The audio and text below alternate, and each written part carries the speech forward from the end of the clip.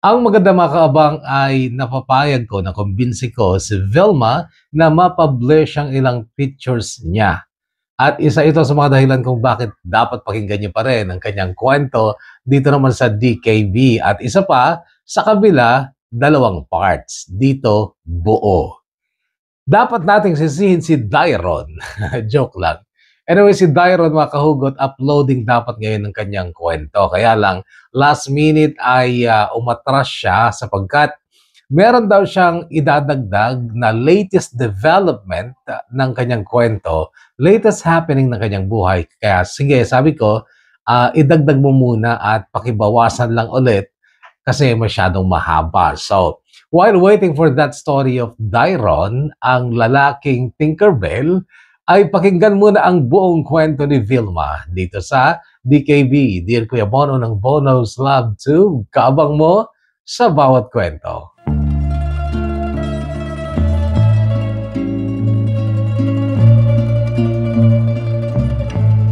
Dear Kuya Bono, Grade 5 ako nung akala ko'y nakakita ako ng artista sa tabing dagat sa aming barangay sa Candon, Ilocos Sur. Isang babaeng maputi, matangkad, kulot-kulot ang buhok at naka-shades ng itim na medyo malaki. Magara ang kanyang bestidang bulaklakin. Talagang nakakamangha ang kanyang anyo at maraming tao ang nakabuntot sa kanya. Hindi pala siya artista. Siya pala si Ma'am Cristina na bunsong anak ni na Lolo Arce at Lola Ibing at noon ay pinaglalamayan si Lolo Arce matapos itong pumanaw dahil sa katandaan.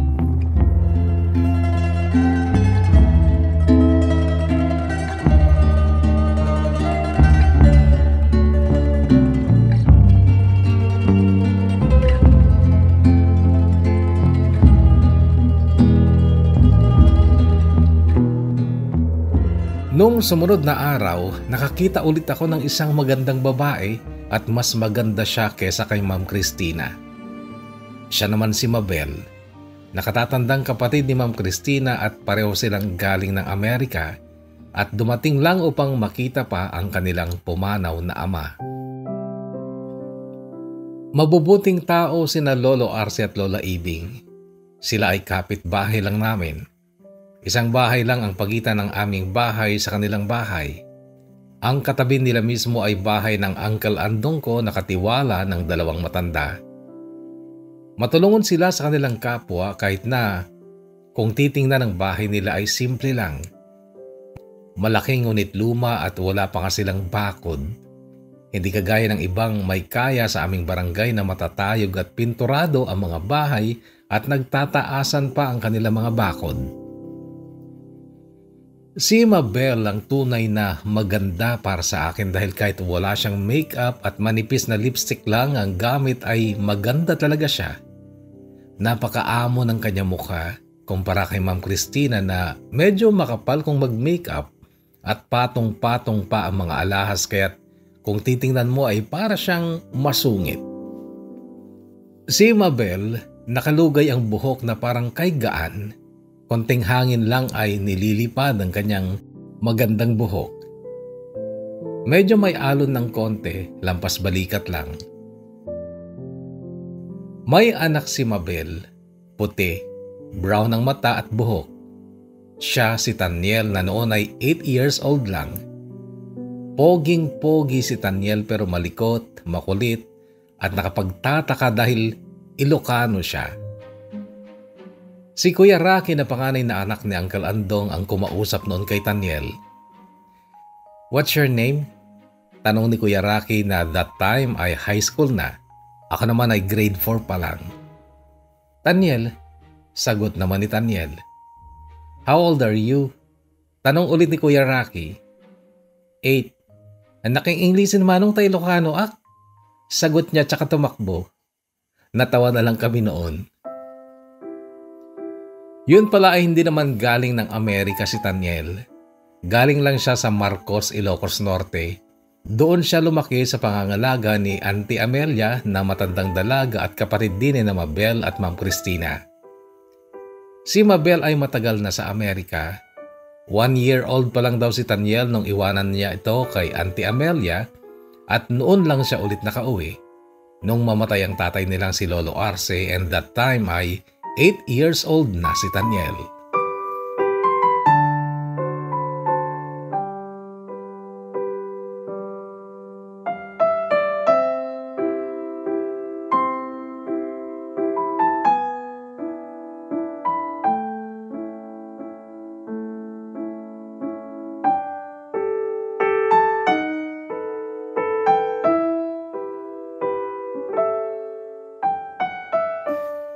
Matagal ko nang gusto mag-share ng story ko, Kahugot, pero ngayon lang ako magsisimula at hindi ko alam kung gaano katagal bago ko ito matapos dahil isisingit-singit ko lang kapag wala akong ginagawa.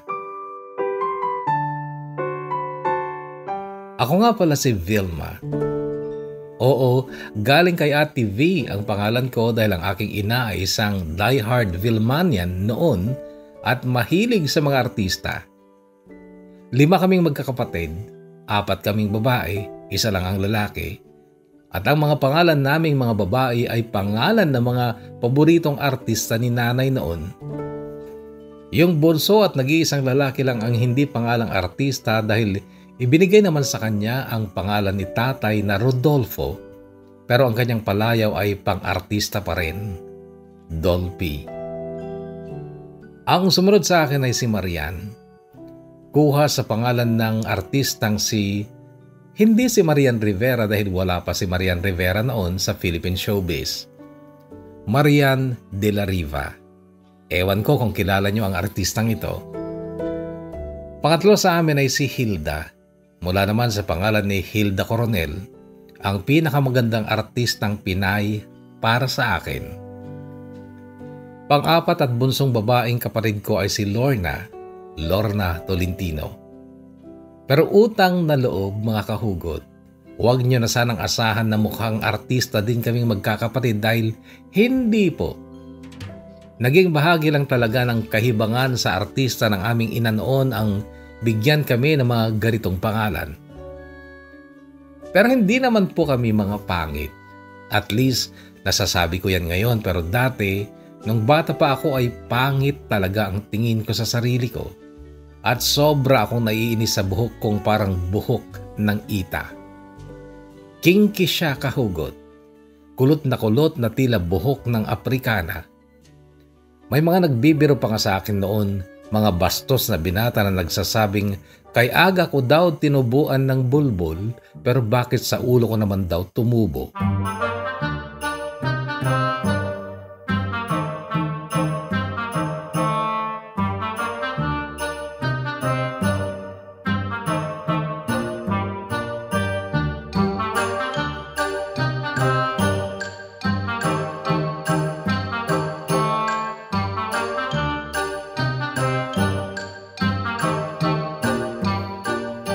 Noong maliit pa ako, Kahugot, tinatawag pa nga nila akong Webster eh.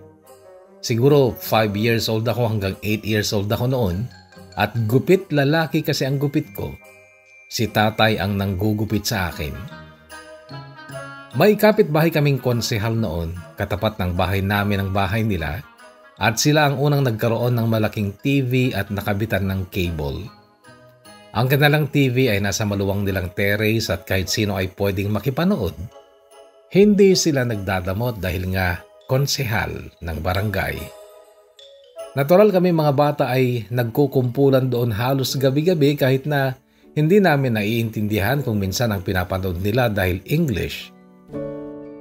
Isa sa sinusubaybayan nila noon ay yung TV sitcom na Webster at doon nga nila nakuha ang panukso nila sa akin noon.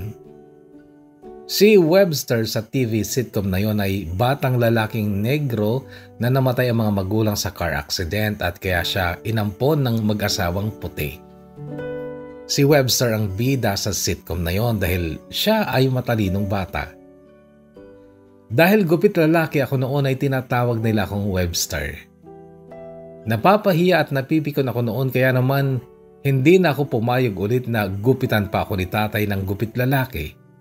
Nagpahaba na ako noon ng buhok.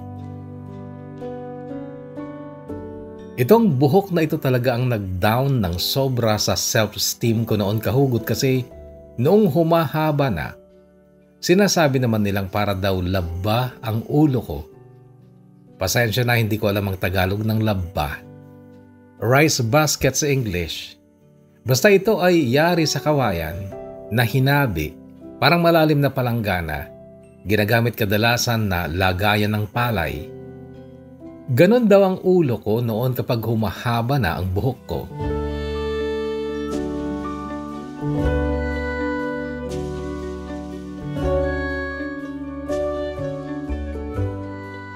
Sa aming 4 na magkakapatid na babae, si Hilda ang may magandang mukha pero totomboy-tomboy naman ng mga bata hanggang sa magdalagita kami. Pero siguro maniniwala din kayo mga kahugot kapag sinabi kong kahit simple lang ang ating mga itsura ay meron at merong isa o ilang tao na magagandahan sa atin. Hahangaan tayo kasi nga beauty is in the eye of the beholder.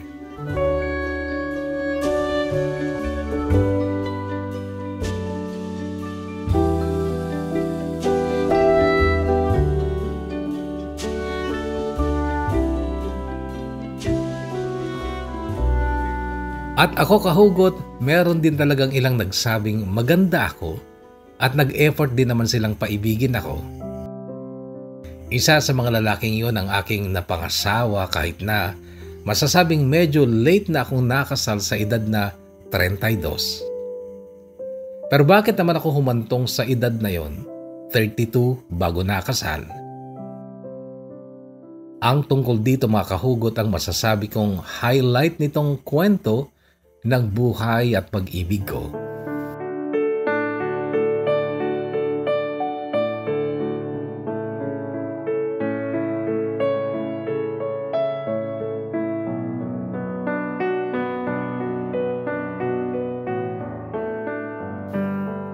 Una ako nakadama ng pagkagusto sa isang lalaki nung grade 6 na ako, 12 anyos. Ito ay para kay Damian na gwapo para sa akin. Ipinagkalat ng mga pinsan ko ang tungkol sa pagkakrash ko kay Damian. Bumuo pa sila ng pangalan ng aming love team daw ni Damian ngunit kay pangit naman ng kinalabasan, Damville. Damian at Vilma daw kaya Damville, pero kung big kasi naman nila ay hindi Damville kundi Dumbbell na sa Ilocano ay bobo o mahina ang utak. Si Taniel ang pinakamalakas mang asar noon. Oo nga pala, simula nung mamatay si Lolo Arce na lolo ni Taniel ay sa aming barangay na rin sila tumira. Kasama si Auntie Amelia sa bahay ni Lola Ibing para daw may makasama si Lola Ibing. Noong grade 6 na ako, mas matangkad na sa akin si Taniel kahit na grade 4 pa lang siya noon. Kapitbahay namin sila kaya't kasama namin siya pag maglalakad kami papasok at pauwi galing ng school. Sa umaga, laging wala sa mood si Taniel na parang napilitan lang talaga siyang pumasok ng eskwela. Pero kapag uwian na sa hapon, masaya siya at napakakulit. Madalas kapag uwian na ng hapon, nakaugalian niya na ipatong ang kamay niya sa ulo ko at hahawakan na parang bola ng basketball. Palibhasa kasi bilog na bilog ang ulo ko noon kasi simula nung magka-crush na ako kay Damian ay never na akong naglugay ulit ng buhok. 5 to 10 minutes lagi ang inilalaan ko sa pagpusod pa lang ng buhok ko. Binat na binat sa anit ko. Tapos ang matitirang buhok, bibilugin ko pa rin sa likod ng ulo ko tsaka ko lalagyan ng nest clip kaya't parang meron pa ulit akong mas maliit na ulo sa likod ng ulo ko. At kapag nga hinahawakan ni Tanya lang ang ulo ko na parang bola, naiinis ako. Naging eksperto ako noon sa mabilis na pagsiko sa tagiliran niya once na ipapatong niya na ang kamay niya sa ulo ko. Sa mga kalokohang trip ni Tanyel noon, hindi ako natutuwa. Pero kapag tungkol kay Damian, mabait ako sa kanya. Close kasi sila ni Damian kasi magkalaro lagi sila sa basketball. At parang si Tanyel noon ang naging tulay namin ni Damian. Nasira lang ang closeness ni Nathaniel at Damian nung may nag-transfer sa school namin. Siya si Ashley na naging kaklase namin ni Damian sa grade 6 at kaagad kong pinagsilosan si Ashley dahil kaagad namang nagpakita si Damian ng pagkagusto kay Ashley. Isang hapong uwian galing ng school ay nakapagtatakang sumabay sa amin si Damian. Iba ang daan niya pero sabi niya ay pupunta daw siya sa tita niya na taga-purok namin. Magkapurok kami ni Ashley. Habang daan ay nagkaroon ng tuksuhan. Si Violeta na likas na matabilang dila pero bobo sa klase ang nagsabing, "Oy Damian, paano yan? Sinong pipiliin mo kina Vilma at Ashley?" Ang sagot ni Damian ang totally nagpawala ng amor ko sa kanya nung hapong yon. "Vilma, bakit ka naman pipiliin yan? Ayoko nga magka-girlfriend ng babaeng tinubuan ng bulbul sa ulo." Sabi niya tsaka pa tumawa. Noon ay gusto ko na lang tumakbo habang umiiyak, pero biglang minura at sinugod ni Taniel si Damian. Okay na naman, bastos tangiwat mo ah." Narinig kong galit na sinabi ni Taniel kasabay ng pagsugod niya kay Damian. Nasuntok ni Taniel si Damian sa mukha bago sila naawat ng mga kasabay naming boys na lahat ay tropa ni Taniel. Hindi na rin lumaban si Damian dahil alam niyang malalamog siya sa dami ng kakampi ni Taniel.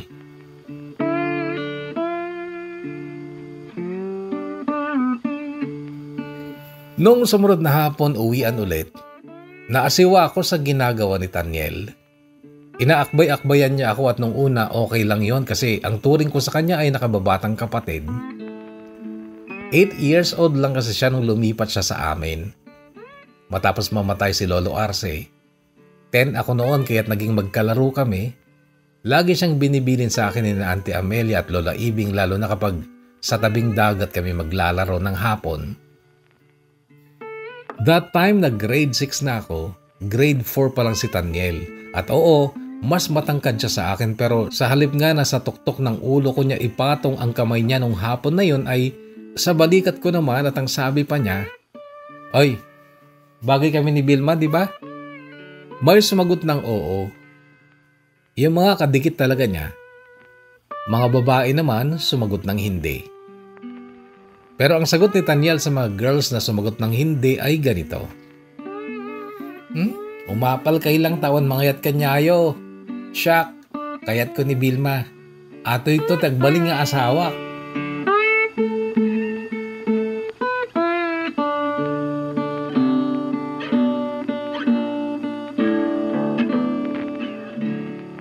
Tinanggal ko ang kamay ni Taniel sa pagkakaakbay niya sa akin noon dahil sobra akong naasiwa sa sinabi niya sa mga girls.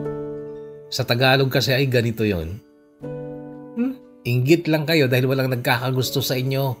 Ako, gusto ko tong si Vilma at siya ang magiging asawa ko pagdating ng araw.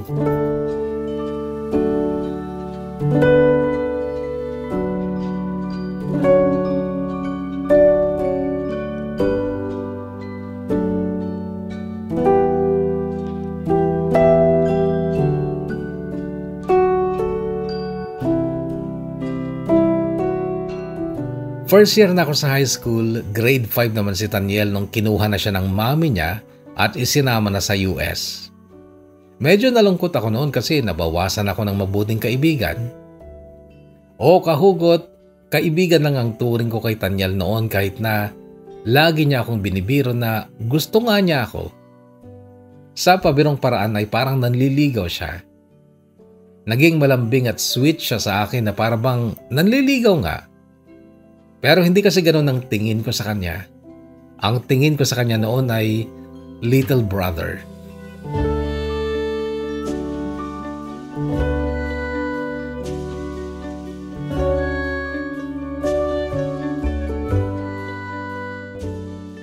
Gabi bago sila umalis ng Ilocos kinabukasan ay nagpunta si Taniel sa bahay pero naghuhugos ako noon ng sangkaterebang pinggan at mga pinaglulutuan ni nanay kaya hindi ko siya naharap kaagad. Si Hilda na kapatid kong to, tomboy-tomboy noon nang nakausap niya. Hindi ako nahintay ni Taniel pero noong nag-aayos na kami ng tutulugan namin ng mga kapatid ko ay narinig ko ang boses niya sa kalsada. tinatawag ang pangalan ko. Lumabas kami ni Hilda pero nung makita ni Taniel si Hilda, ang sabi niya, "Diyan ka pa ilang Hil, adalang ibagakin manang mo." Ang sabi niya sa Tagalog, "Doon ka muna Hil, may sasabihin lang ako sa ate mo." Pumasok na si Hilda sa bahay. May dinukot sa bulsa niya si Taniel, sing-sing. Kinuha niya ang kamay ko. Pinatingaro ko pa ang daliri ko dahil akala ko ay isusuot niya sa daliri ko pero hindi pala. Sa halip ay ibinukas niya ang palad ko at saka niya inilagay doon ang sing-sing. Para siyang silver na may bato. Nakatitig ako sa sing-sing nung bigla niya akong hinalikan sa labi ko. Nagulat ako pero hindi ako nakapagsalita. "Ay ayating ka Vilma. Agsubliak to, orayan na ka."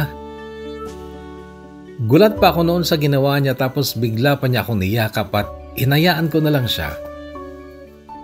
"Sige, mapanakondong mo." Paalam niya tsaka lumakad na palayo. Pumasok na rin ako sa bakuran namin pero sobra pa rin ang pagtataka at pagkalito ko. Lumabas ulit ako ng bakuran at tiningnan ko si Taniel. Medyo malayo na siya, tapos bigla siyang napalingon ulit, kumaway tsaka nag-flying kiss. Sa mga hindi nakakaintindi ng Ilocano, ang sabi ni Taniel nung ilagay niya ang sing-sing sa palad ko, "Mahal kita Vilma, babalik ako. Hintayin mo ako ha." Oo, nagulat at nalito ako noon pero madali ko lang nakalimutan ang pangyayaring yon, maging si Taniel.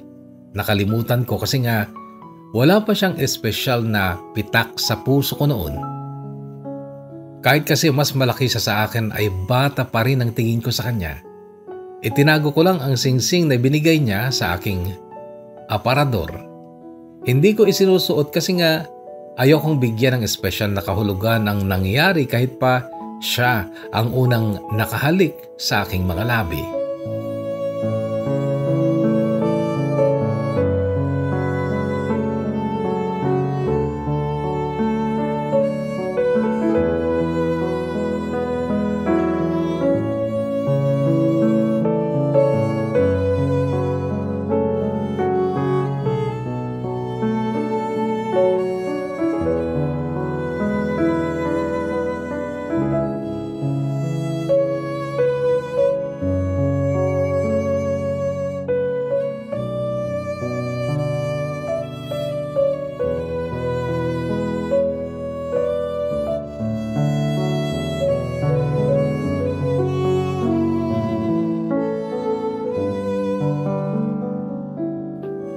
Bago matapos ang school year na yon ng first year ako sa high school ay may pinayagan akong manligaw sa akin. Siya si Fernan, nakaklase ko din. May itsura naman si Fernan kung hindi lang siya maitim. Palibhasa kasi grade 5 pa lang daw siya ay babad na siya sa mga gawaing kuman o yung taniman ng gulay. Magsasaka ang kanyang pamilya pero hindi sa kanila ang lupa kundi sa uncle ng papa niya. Grade 5 daw siya ay nakakapag-araro na siya ng tumana na nag-iisa. I mean, hindi na inaalalayan ng papa niya. Nung first year nga kami, namimintog na mga muscle niya sa braso at may abs na siya. Mahilig kasi ang mga boys na maghubad ng t-shirt o polo kapag sila ang cleaners. Si Fernan pa naman, todo bigay kapag naglalampaso sa sahig ng aming classroom. Ang nagustuhan ko pa kay Fernan ay ang kasipagan niya. Hindi rin siya bobo kagaya ng karamihan sa mga boys at hindi siya mabarkada. Mayroon lang siyang nag-iisang best friend na si Choi na mukhang morenong inchik na mataba. Nakakatuwa ang itsura ni Choi kahugot. Kay liit na mga mata na kapag tumatawa ay halos nawawala. Nagmarka sa akin si Fernan nung mabuli siya sa agri-zone ng school. Yung lugar kung saan kami nag-garden. Kami kasi ay may kanya-kanyang garden, bali 2 estudyante per garden. Kinaiinggitan noon ang garden ni na Fernan at Choi dahil sa kailulusog ng mga tanim nilang gabing pula. Sinadyang sagasaan, tapak-tapakan ng mga magbabarkadang bully. Hindi pala away si Fernan pero syempre nagalit siya sa ginawa ng mga bully. Nagkainitan at bumilib ako sa galing ni Fernan sa suntukan. Ang lalakas ng mga banat niya. Mag-isa lang siya laban sa 3 pero tumumba ang mga kalaban niya. Si Choi ang lumapit sa akin isang hapon at may inabot na kapirasong papel. Maikling note mula kay Fernan. Hi Vilma, mabalin nagharimken ka. Song batang kumaday to'y.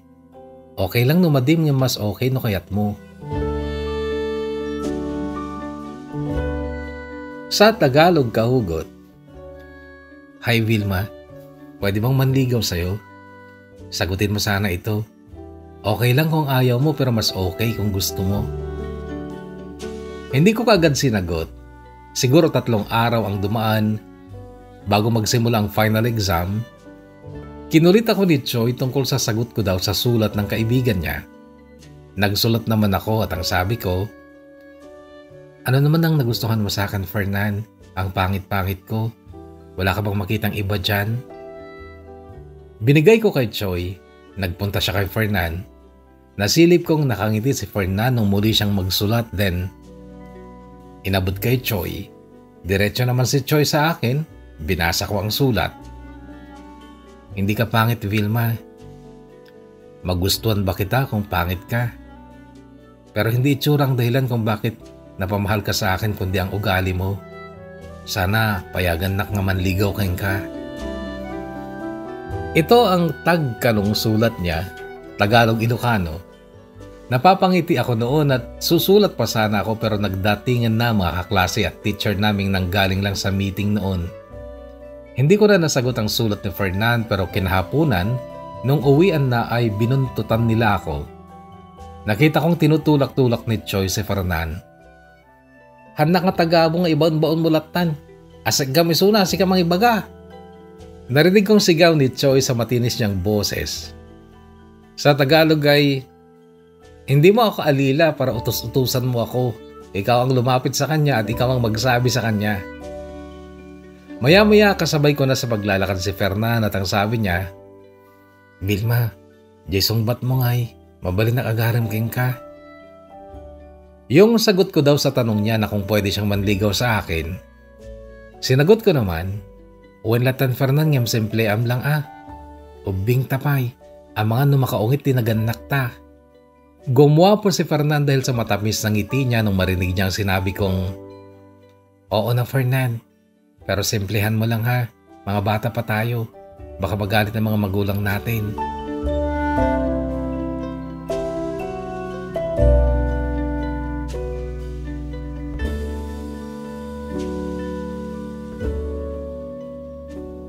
Malayo ang barangay ni na Fernan sa barangay namin.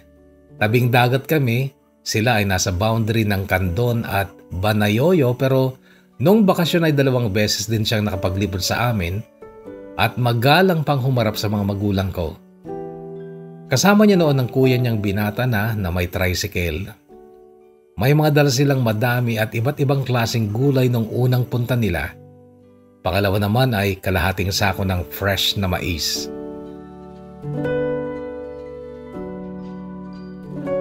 Na-impress sa kanya ang tatay ko. Sabi pa niya, parang siya lang daw si Fernan nung garong edad siya at nanliligaw na siya kay nanay.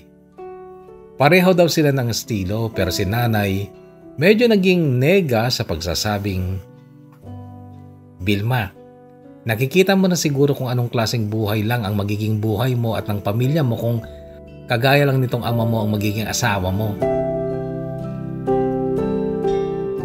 Hindi ako nag-react sa sinabi ni nanay. Hindi ako nalungkot. Sa halip ay masaya pa ako dahil hindi nila ako pinagalitan kaya parang legal na sa kanila ang panliligaw ni Fernan. At dahil ayan, nakikita kong mahigit 3,000 words na itong natatype ko, fast forward na tayo kahugot. Sinagot ko si Fernan nung 3rd year na kami sa high school bago kami mag-JS prom. O kahugot, nakumbinsi ako ng teacher ko na sumali sa JS. Kinumbinsi ko naman si Fernan na kami ang magka-partner pero Last minute ay nagbago din ang isip naming dalawa. Pareho kaming geologs noon, yun ang totoo. Hindi kami sanay magsuot ng formal na damit na siyang kailangan sa JS. Pero liban doon ay nanghihinayang din ako sa perang pangrenta sa cocktail dress kaya hindi na kami sumali. February 14 ng hapon, kinagabihan ng JS prom, dumating sa bahay si Fernan dala ang motor ng kuya niya. May dala siyang 3 klase ng root crop, kamote, kamoteng kahoy at toge. Puro bagasmet ti pasarabong balong. Bati ni tatay sa kanya noon. Bagas kasi ang tawag namin sa root crop. Bagas ti kamote, kasi ang kamote ay may talbos din at ang tawag namin doon ay ugot ti kamote. Pag root crop nga ng kamote ay bagas ti kamote. Bagas ti kamote, bagas ti kasaba, bagas ti toge. Nakangiting sabi ni Papa habang binubulatlat ang laman ng sakong dala ni Fernan. Natawa ako sa sagot ni Fernan kahugot. Ang sabi niya, kasta nga talaga tata at nabagas nga ron ti pinagdunggok kin Vilma.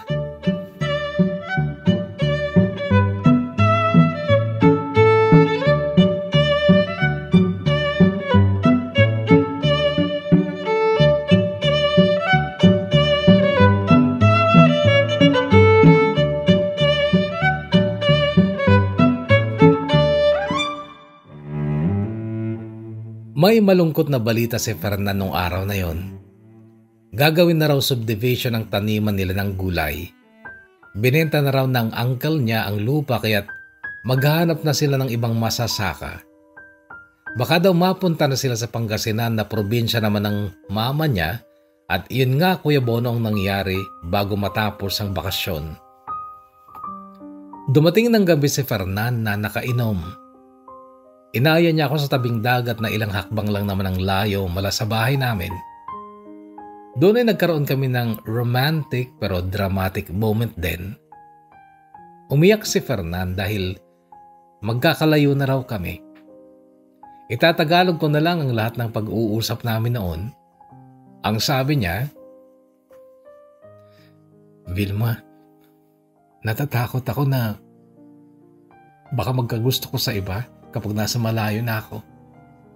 Mahal na mahal kita at ayokong mangyari yun. Bakit ganun ba ang tingin mo sa akin, Fernan? Wala ka bang tiwala sa akin? Meron naman pero tingnan mo kasi ako. Mahirap lang ako at baka hindi ko pa matupad ang pangarap kong makatapos ng pag-aaral. Paano kapag nakakita ka ng lalaking mas gwapo, may kaya, nag-aaral, mabait, magalang? Hindi ako gagawa ng ikakasira natin, Fernan. Pwede ba wag kang madrama? Diyan lang naman ang Pangasinan. Kung makaimot ka para kang pupunta sa Russia. Vilma, pwede ba kitang halikan? O sige, sagot ko. At noon ko palang naalala ulit si Taniel na siyang unang nakahalik sa mga labi ko. Hinawakan ni Fernan ang kamay ko at marahan akong hinila sa isang bangka sa dalampasigan. Doon niya ako masuyong hinagkan. Masuyo nung una pero naging maalab na nung sumunod hanggang sa naglikot na mga kamay niya na pinipigilan ko naman. Fernan, huwag ganyan Saway ko pa. Vilma, kung talagang mahal mo ako, ibigay mo na sa akin yan. Para mas maniwala ako na hindi mo talaga ako papalitan. Magiging kampante ako kahit nasa malayo ako. Hindi na ako matatakot na mahulog ko sa iba. Sige na, Vilma, please. Sige na.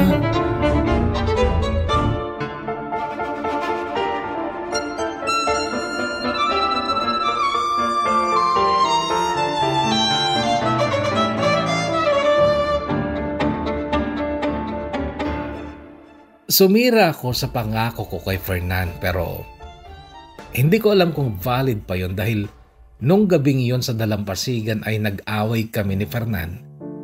Naghiwalay kami nung gabing yon na galit ako sa kanya. Iniwan ko siya sa bangka. Tumakbo ako pa uwi dahil natakot ako sa gusto niyang mangyari. Nagiging agresibo na kasi siya noon na parang hindi siya papayag na walang mangyari sa amin. Noong panahon yun kahugot ay hindi pa uso ang cellphone. At hindi naman niya ako sinulatan man lang nung nasa Pangasinan na siya. Isang taon akong naghintay na sulatan niya ako.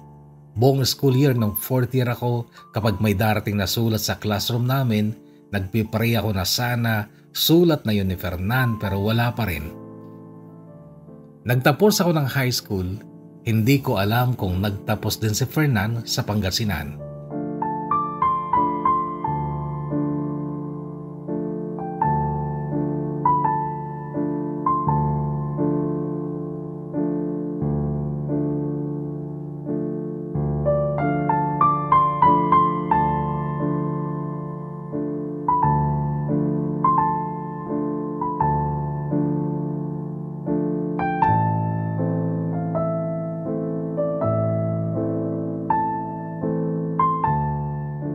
Kumuha ako ng kursong BS in Commerce, major in Banking and Finance kasi pangarap ko noon ang makapagtrabaho sa bangko para pumuti ako. Siyempre kasi maghapon sila sa loob ng the aircon na opisina. Hayaan nyo na, bata pa ako noon kaya't mababaw pa ang kaligayahan ko. College, may ilan ding nagkagusto at nagparamdam sa akin pero bilang isang bagong college student noon ay desidida akong pagbutihin ang pag-aaral ko. At isa pa ay, hindi naman kami nag-break ni Fernan kaya't hindi ko inalis yung pag-asang kung hindi man niya ako masusulatan ay darating siya sa amin isang araw. Noong 2nd year na ako kahugot ay napasok din akong student assistant sa office ng College of Commerce. Ang kapalit nun ay hindi lang libre na tuition fee kundi may allowance pa buwan-buwan. Yun nga lang, gabi na ako kapag nakakauwi sa aming bahay dahil uuwi lang kami kapag magsasara na ang office bandang alas 7 ng gabi. 3 taon kahugot na nakasanayan ko ang buhay na ganon, aral, trabaho sa office, buhay sa bahay sa gabi at walang love life. Bakasyon noong katatapos ko lang ng 3rd year college, pumanaw na rin si Lola Ibing. Nag-uwian ang mga anak at apo niya mula sa Amerika, sina Ma'am Christina at Mabel at apo niyang si Taniel.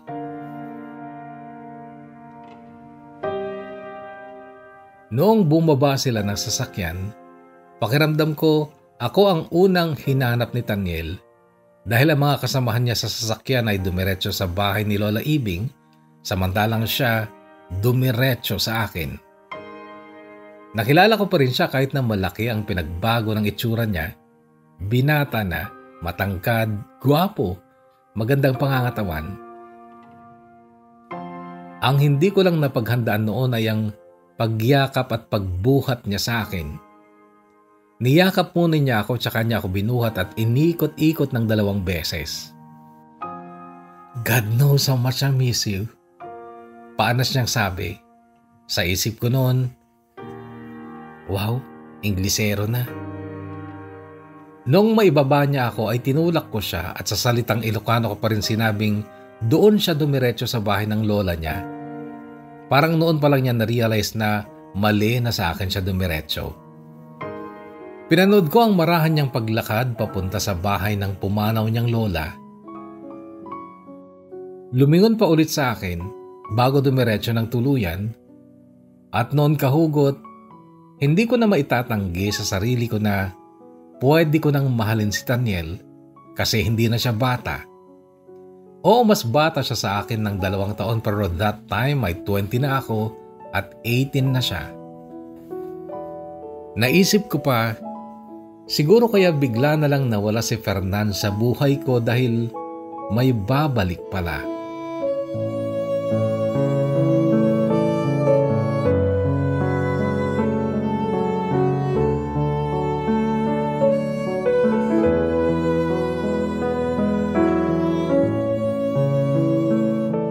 Masyadong ipinakita ni Taniel ang kagustuhan niyang makasama ako.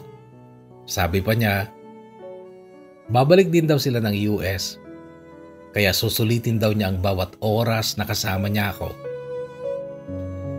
Bakasyon noon pero pumapasok pa rin ako sa school kasi nga Working student ako sa office ng College of Commerce at may mga estudyantang nagsa-summer class.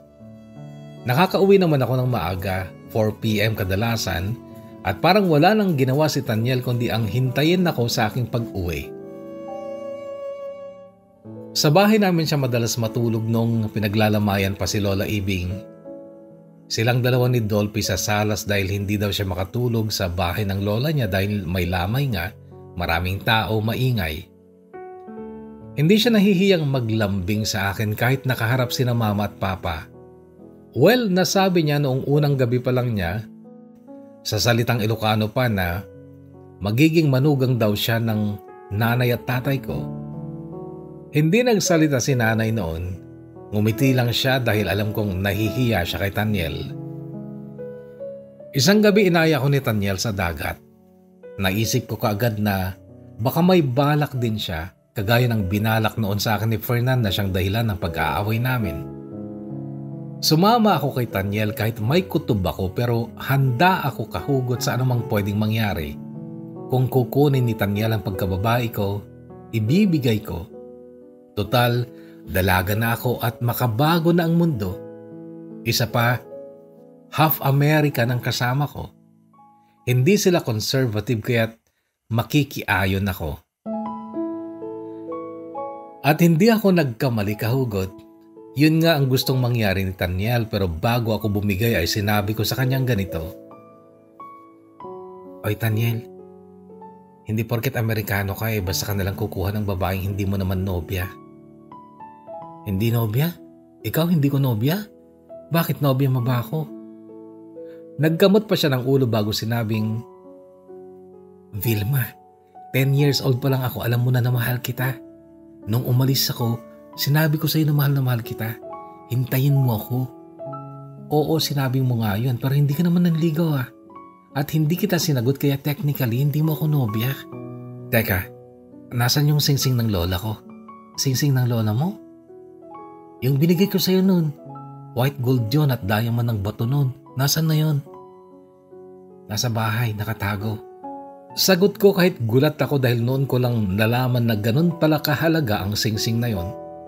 Sayang, isusuot ko sana sa daliri mo ngayon at magpapromise ako na pakakasalan kita sa susunod na uwi ko dito. Pakakasalan? Hindi ka mga nanliligaw. Okay, liligawan na kita ngayon. Vilma, mahal na mahal kita. Maniwala ka. Kahit isang babae sa Amerika wala akong pinatulan dahil sa isip at puso ko, ikaw lang. Mahal na mahal kita. Vilma, mahal mo rin ba ako? Oo, Taniel. Mahal din kita. Pagkatapos ng kahugot ay siniil niya ako ng halik. At doon na rin sa kubong iyon sa tabi ng dagat ay pinalasap sa akin ni Taniel ang hapde at kirot ng pag-angkin niya sa akin.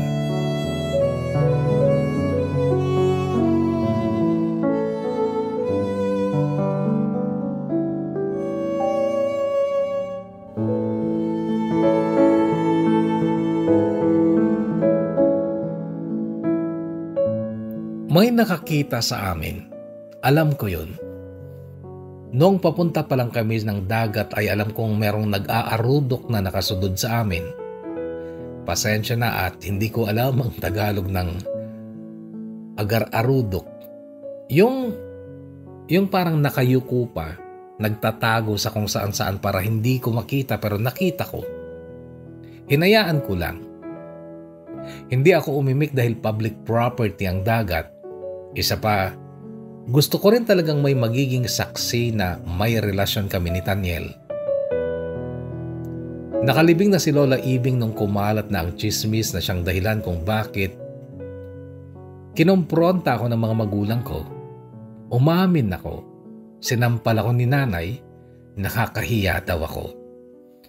Balangkantis kang babae, sabi pa sa akin noon ni mama. Pero alam kong hindi siya ganun kagalit. Kilala ko si mama kapag galit siya at kung galit-galitan lang siya. Pero that time ay nandito pa si Nathaniel at araw-araw ko siyang kasama. Minsan nga, sinasadya ko pa siyang ayaing bumili sa malaking tindahan sa dulo ng barangay para maiparada ko siya at makita nilang magkasama kami. Masaya kami, marupok lang kami. Alam kong mababa ang tingin sa akin ng mga tao noon pero itinataas ako ng pagmamahal ni Taniel. Alam niya ang tingin ng mga tao sa amin noon at hindi siya apektado. Ang sabi nga niya, hayaan mo lang silang pagtsismisan tayo. Pagbalik ko, iimbitahin ko silang lahat sa kasal natin at magbabago ng tingin nila sa atin. Muli siyang nangako noong gabi bago sila umuwi kinabukasan. Inaya ulit niya ako sa dalampasigan noon, kabilugan pa ng buwan, at lumuhod siya sa harap ko habang hawak niya ang napakahalaga palang singsing ni Lola Ibing na ibinigay sa kanya upang ibigay sa akin noong first time niyang pumunta ng Amerika. Will you marry me in 1998? Ito ang sinambit niya habang hawak niya ang singsing at nakaluhod sa harap ko. That time kasi Kuya Bono ay 1994 pa lang. Yes, sagot ko. Tumayo siya at tuluyang isinuot ang singsing sa daliri ko. Huwag mo nang huhubarin yan ha. Hindi yan para sa aparador mo. Para yan sa daliri mo. Simbolo ng pag-ibig ko para sa'yo. Matatas pa rin niyang sabi sa salitang Ilocano.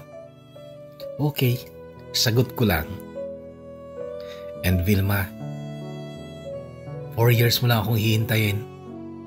Pagbalik ko, magiging misis na kita. Can you promise me, maghihintay ka? Siyempre naman.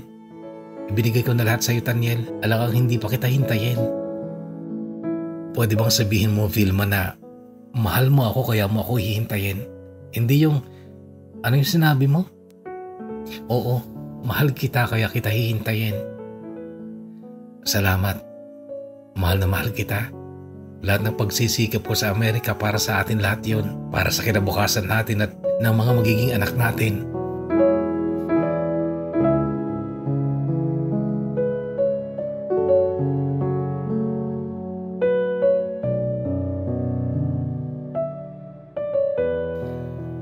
Noong gabing yun kahugot ay may nangyari ulit sa amin pero hindi na doon sa kubo. Naghanda talaga si Taniel lang hindi ko alam. Yung bangka ng kaibigan niya, bago pa noon, may mga gamit na pala doon, banig, unan, kumot at lampara. Nagbangka kami papuntang dagat at doon kami nagtampisaw sa kaligayahan na parang wala nang bukas. Nagtalik kami 2 beses habang nakalutang ang bangkang umuuga-uga sa ibabaw ng malalim na tubig ng dagat.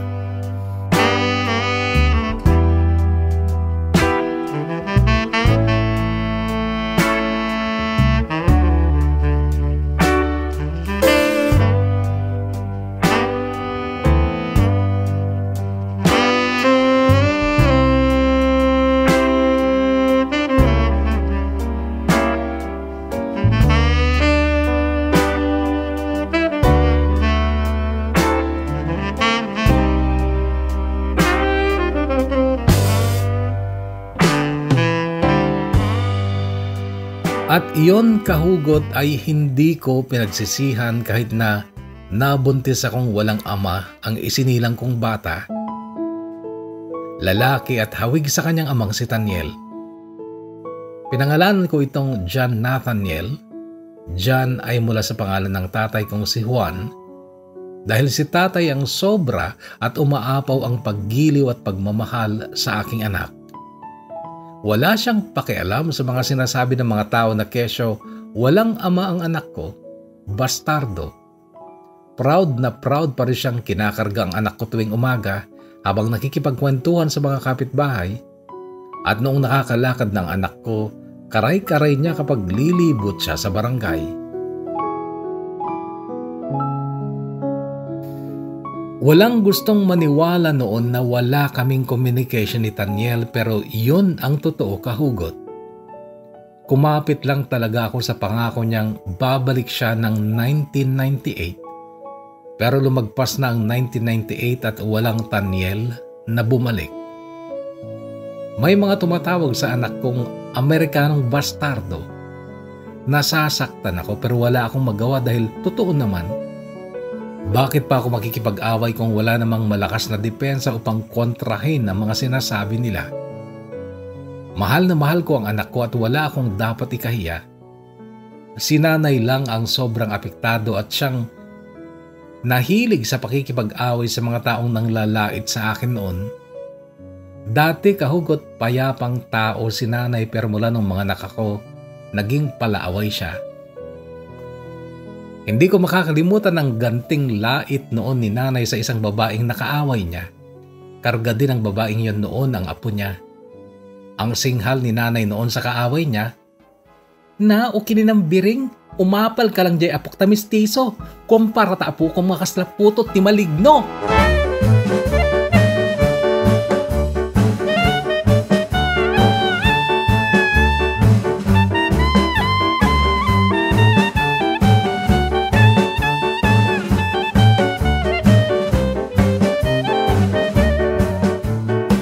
Hindi ko na itatranslate yon sa Tagalog kahugot sapagkat masama. Bahala na kayong mag-Google kung gusto nyo. Yung bahay at lupa dati ni Lola Biring,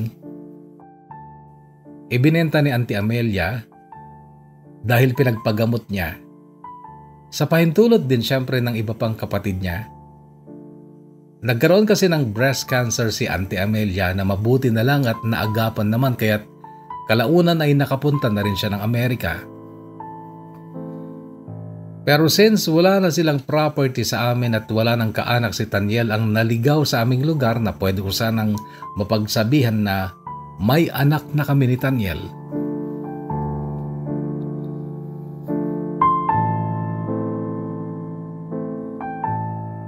Noong 2 years old na si Jan, nagpatuloy ako ng pag-aaral ko. Nahinto kasi ako kahit isang SEM na lang noon at gagraduate na ako pero lumobo na kasi ang tiyan ko. Noong graduation ko, actually tapos na noon ang graduation at uwian na, may lalaking sumalubong sa akin, isang lalaking hindi ko inaasahang makita ko pang muli. Naka-polo shirt siya ng puti na sakto ang hapit sa maganda niyang katawan. Black seda na pantalon ang itinerno niya na para bang isang oras sigurong pinapalansya. May hawak siyang bouquet of red roses at isang regalo. Gwapo, lalo na't kay ganda ng kanyang ngiti. Moreno pero matipuno ang dibdib at mga bisig. "Congratulations, Vilma. I'm so proud of you." Bati niya nung kaharap ko na siya. Perfect ang kanyang English accent, bagay na sobra kong ipinagtaka. Kaya naman nabiro ko pa siya. Ang sabi ko, "Fernan, ikaw ba talaga tong kaharap ko?"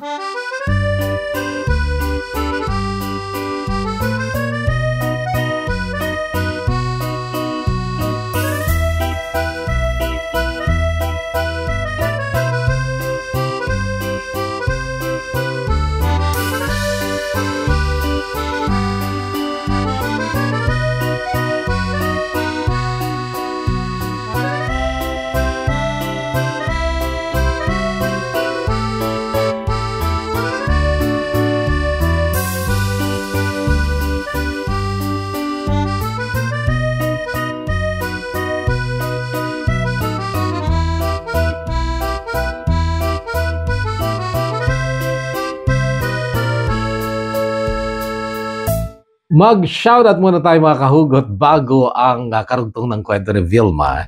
Shoutout kay Navia Ley Seria, ganoon din kay Hossein Lagwa, Virgilio Lazaro. O ito kayo, kumusta? Masaya ka ba sa pangalan mo? Katokayo Virgilio Lazaro. And Ivy May Pineda Isabella, shoutout to you. Ganoon din, shoutout sa asawa ko, Aika Tapero from Renren Tapero. Tapero ba ito? Tapero.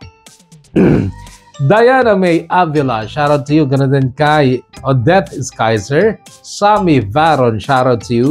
Sinaida Ferrer Vidania, Elion Vidania, and Wesley Galanza Afalia from Daisyland Vidania of Doha, Qatar. Shoutout din kay Julie Garasi of Ilocos Norte. Shoutout kay Lino Ligmayo of Banawe, Ifugao from Kiana Michi. Pabati Papa Pamilya Corsa, Ramon Isabela, Corpus family at mga kawork ko dito sa Dulio, Taiwan, YC Inox Company from Balong Ski Vlog. Salamat sa iyo. Norme Wailak Sigon from MP, shout out to you. Ganoon din kay Jemarie Edrada of Singapore from Minagbag, Quezon, Isabela. Panghuli sa batch na ito ay si Maricar Butacan of Cyprus. Meron pang part 2 ng ating mga shout out, kaya abangan. Ituloy na natin ang kwento ni Vilma dito sa DKB. Dear Kuya Bono ng Bono's Love Tube, kahugot mo o kaabang mo sa bawat kwento.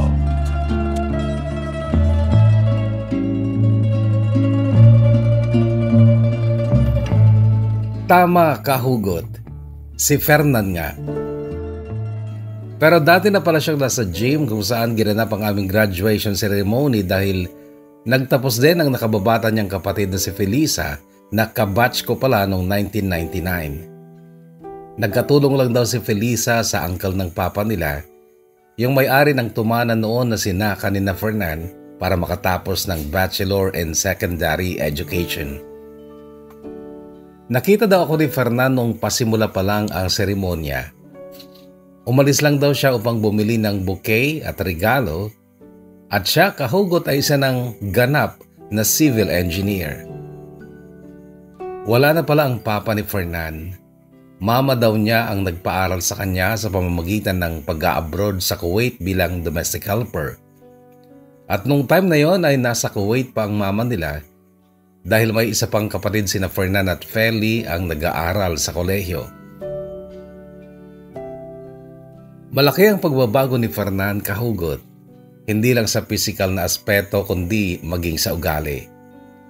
Tumaas ang bilib niya sa kanyang sarili.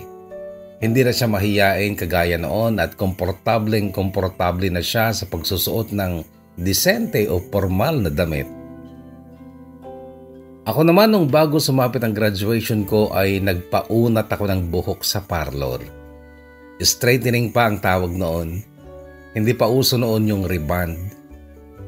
Yung straightening ay mahapdi sa anit at magaspang ang buhok pagkatapos.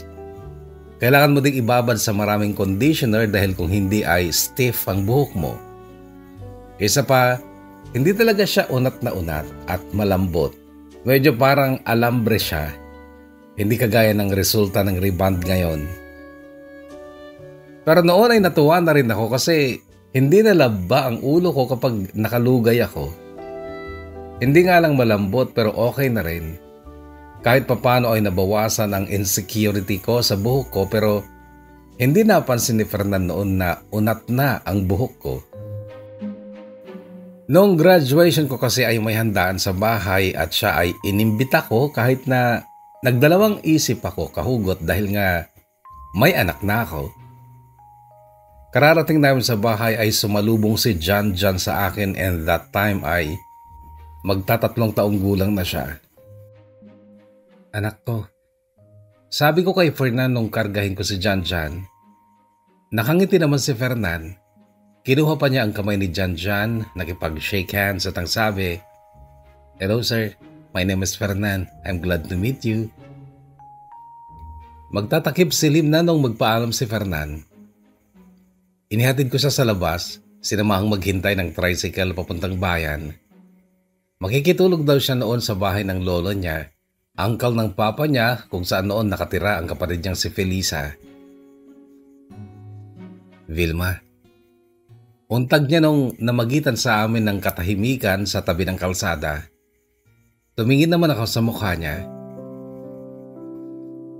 Nung gabing yun na nag-walk out ka, hindi mo ako pinakinggan nung humihingi ako ng dispensa sa ginawa ko. Alam kong mali yun. Ang pilitin kang ibigay ang katawan mo sa akin. It was an immature act and very disrespectful. Pero hindi ibig sabihin nun na hindi kita mahal at katawan mo lang ang gusto ko. In fact, Vilma, gusto kong patunayan sa iyo ngayon na mahal pa rin kita at mamahalin pa rin kita kahit na may anak ka na. Hindi ako nagsalita, kahugot, Pero nakatingin ako sa gwapong mukha ni Fernan. Kahapon nagpunta ko dito at nalaman ko lahat ng nangyari sa'yo. Lalo na yung tungkol kay Taniel. And believe me, Vilma, wala sa akin kung naanakan ka ng iba. Marami nang nangyari, maraming nagbago. Pero hindi kasama sa mga nagbago ang pangako ko sa'yo noon at ang damdamin ko para sa'yo. Fernan, bakit hindi ka malang sumulat o dumalaw noon? Sorry Vilma, pero ang pangako ko sa sarili ko noon ay hindi ako magpapakita sa'yo hanggat wala akong may pagmamalaki sa'yo at sa nanay mo. Sabi niya sabay lingon pa sa bahay namin. Hindi pa rin sana ako magpapakita ngayon pero nakita kita sa gym. Bakit nga? Kailan mo balak magpakita? Kapag may malaking ipon na ako, may sarili ng sasakyan. Hindi kagaya ngayon na, hindi ko alam kung anong oras may darating na tricycle na sasakyan ko papuntang bayan. Vilma, kahit hindi tayo maayos na naghiwalay nung gabing yun, hindi nabawasan ang tiwala ko sa'yo. Naniwala ako na hindi mo ako papalitan o hindi ka papatol sa iba. Sorry Fernan, marupok ako kaya alam mo, huwag mo na akong balikan. Magmahal ka na lang iba, yung mas deserving na makinabang dyan sa tagumpay mo. Vilma, hindi ako ganun Kung ano man ang marating at ma-achieve ko sa buhay, para lang yun sa self-satisfaction ko. Pang-boost ng ego pero pagdating sa pag-ibig, puso pa rin ang gamit ko. At bilang isang tunay na lalaki, paninindigan ko pa rin ang pangako ko noon sa'yo kahit na ikaw, sumira ka sa pangako mo. Hindi mo kailangan gawin yan, Fernan. Maraming babae dyan. Parang na-offend siya sa sinabi ko, kahugot. Ang sumunod na tanong niya ay, bakit Vilma? Ayaw mo na ba sa akin? Kung kailan may improvements na sa pagkatao ko, tsaka mo ako aayawan? Hindi sa ganun, Fernan. Then tell me, ayaw mo bang magsimula ulit tayo? Hindi na naman ako nakasagot kaagad. Look, Vilma, hindi kita sinisisi kung bakit napatol ka sa iba dahil alam kong kasalanan ko rin. Hindi na ako nagpakita o sumulat man lang. Pareho tayong nagkamali, pero ang pagkakamaling yun, nakaraan na yun. Nagkamali tayo kasi bata pa tayo noon. It's all in the past, Vilma, pero ngayon, tinatanong kita. And please answer me with all honesty. Ayaw mo na ba magsimula ulit tayo? Use your heart. Ayaw mo na ba ako?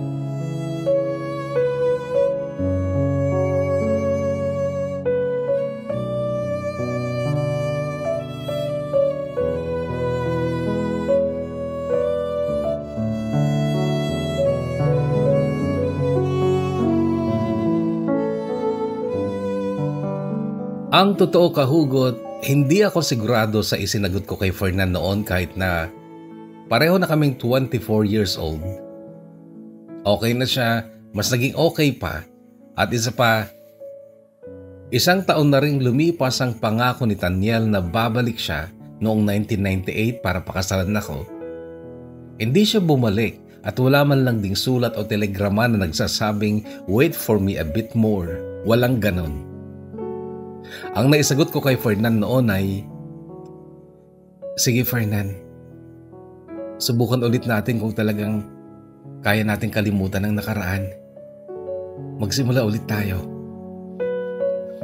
Sa halip na yakap sana siguro ay nakipag-shake hands sa akin si Fernan, which is, tingin ko mas tama kasi nga nasa labas kami sa tabi ng kalsada. And yes, kahugot, we sealed up that agreement na magsisimula ulit kami pero hindi ako umasa, kahugot, na magiging solid ang aming relasyon dahil parang bargain na lang ang tingin ko noon sa sarili ko or segunda mano while siya isang lisensyadong inhinyero.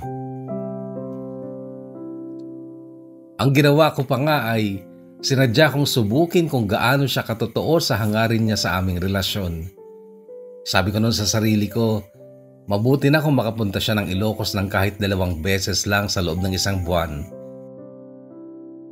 Ang ginawa niya kahugot, linggo-linggo.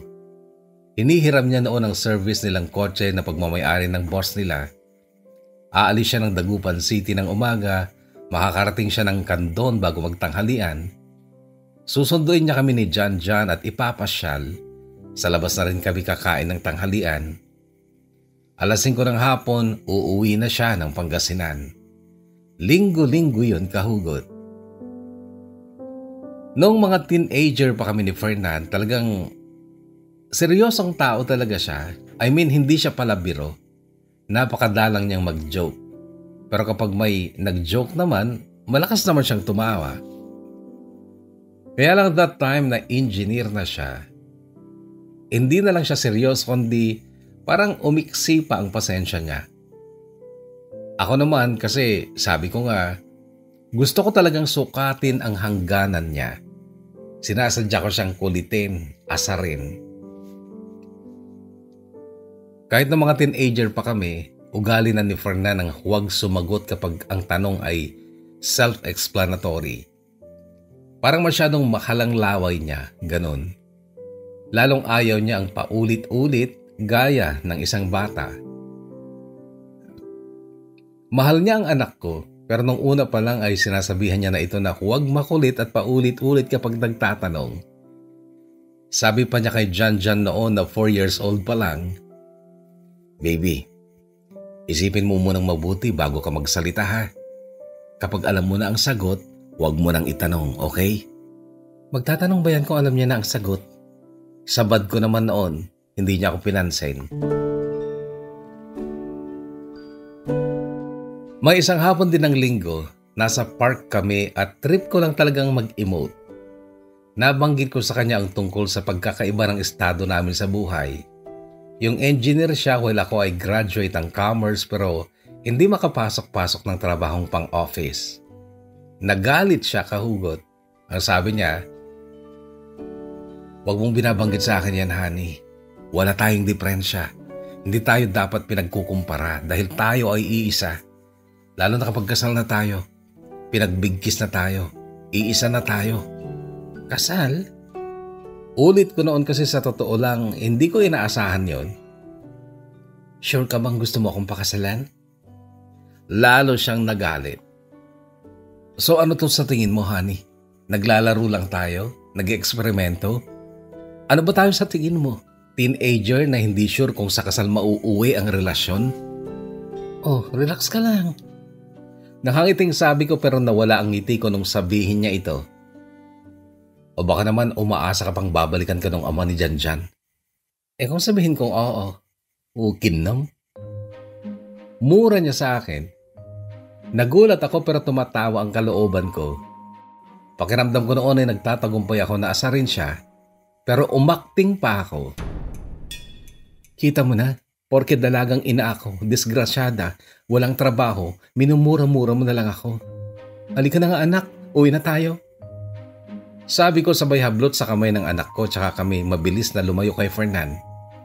Hinabol niya kami, hinila niya ang kamay ko at ang sabi niya, "Honey, hindi ko sinasadya, sorry. Hindi na mauulit, sorry." Tinatabig-tabig ko ang kamay niya. Gusto ko pang umiyak noon kahugot eh. Iyak-iyakan lang para lalo siyang ma-stress pero talagang pangalan lang ni Ate V ang meron ako, hindi yung talent niya.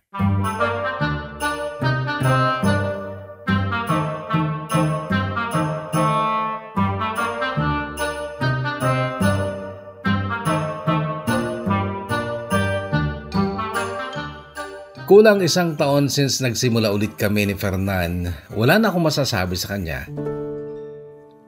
Nung time na magsimula siyang mag-apply ng trabaho dito sa Saudi Arabia, bigla niyang naisipan ayain ako magpakasal dahil daw baka bigla siyang mag-flight. Pero nakiusap ang mama niya na hintayin siya para kasama siya ni Fernan na mamanhikan sa aming bahay. Kaso 3 buwan pa noon bago umuwi ang mama niya at magpo-for good na. Huwag daw magmadali si Fernan sa pag-aasawa. Kaso wala namang balak si Fernan na pakinggan ng mama niya. Inaya niya ako mag-process ng papers namin sa bayan namin mismo. Isang araw kami sa munisipyo, then umuwi na siya ng Pangasinan. Kinabukasan biglang nagbago ang isip ni Fernan Kahugot.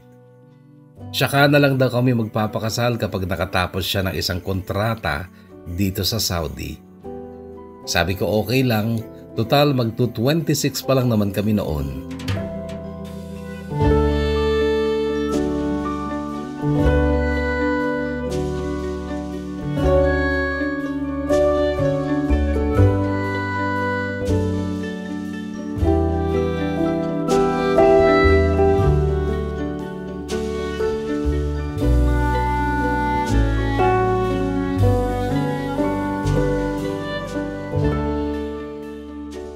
Nasa Maynila si Fernan noon para sa kanyang interview nung dumating si Felisa sa bangko, rural bank kung saan naman ako nakapagtrabaho, pero ako ang pinakabagong empleyado noon. Wala pa akong isang linggo. Hindi ko naharap kaagad si Felisa. Tinanong ko lang kung anong sadya niya at kung paano niya nalaman kung nasaan ako. Galing daw siya sa bahay namin. Hihintayin na lang daw niya ang lunch break ko para makapag-usap kami. Tungkol saan ba? Tanong ko noon kay Felisa. May kutob ako na hindi maganda. Mamaya na lang ate. Papasyal muna ako sa mga friends ko. Babalik ako kapag lunch break mo na. Kay hirap noong hindi pa uso ang cellphone, Kahugot. Gusto kong tanungin si Fernan noon pero nasa Maynila siya. Talagang face to face lang noon ang pag-uusap. Kung hindi naman sulat. Nung sa wakas ay lunch break ko na, mabilis ko lang kinain ang baon ko tsaka ko nilabas si Felisa. Sa harap ng isang sari-sari store kami nag-usap. Ate Vilma, nautusan lang ako ha. Huwag mo sanang isipin na ano Felisa? Ate Vilma, hindi ko talaga alam kung paano sasabihin to pero kailangan kong sabihin sa'yo. Ano nga? Tanong kong nakangiti pa rin sa kanya kahit na ramdam kong ninenervyos na ako. Ang naisip ko noon, Kahugot, ay baka may asawa na si Fernan. At yun ang sadyang sasabihin sa akin ni Felisa. Ate Vilma, yung mama po kasi namin, nalaman niya ang tungkol sa'yo na may anak ka na. Naiyak na si Felisa, Kahugot. Tumulo ang mga luha niya. Sorry ate, alam ko masakit sa'yo.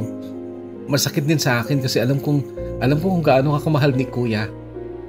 Pero si mama kasi itatakwil daw niya si kuya kapag pinakasalan ka niya. Ate Vilma, inutusan lang ako ni mama. Kung pwede ko lang siyang suwayin, wala sana ako ngayon sa harap mo. Alam ba ng kuya mo na nagpunta ka dito, Felisa? Hindi ate, nasa Maynila siya. Pupunta daw siya dito pagkagaling niya ng Maynila. Nagugulhan din si kuya, Ate Vilma. Gusto niyang pakasalan ka habang wala pa si mama. Pero natatakot din siyang suwayin si mama kasi susumbutan sigurado siya. Hindi makakapag-aral si kuya kung hindi nag-abroad si mama eh. Alam ko yan, Felisa, and please, tahan na. Huwag ka nang umiyak. Naunawaan ko ang mama mo at sabihin mo sa kanya, hindi ako galit. Nalungkot lang ako pero hindi ako galit. Alam ko kung saan ako dapat lumugar, Felisa. At hindi ko ipagsisiksikan ang sarili ko sa pamilya niyo kung ayaw sa akin ng mama niyo. Sorry, Ate Vilma. Sorry talaga. Felisa, wala kang dapat ihingi ng sorry. Pasasalamatan pa kita dahil nagpunta ka dito para ipalam sa akin yan. At least ngayon, alam ko na kung saan ako nakatayo sa buhay ng kuya mo.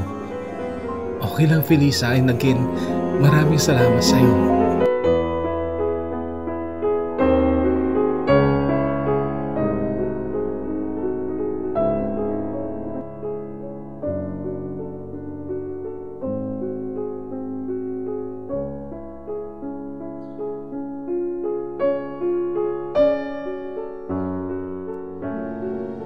Last year, kahugot, sa kasalukuyang panahon, 2024, nakasaksi ako ng kasal dito sa Saudi Arabia. Fusion ng Indian at Arabic wedding yun. Yung babae kasi ay Indian Muslim. Ang ganda ng kasal na yon, napaka-majestic.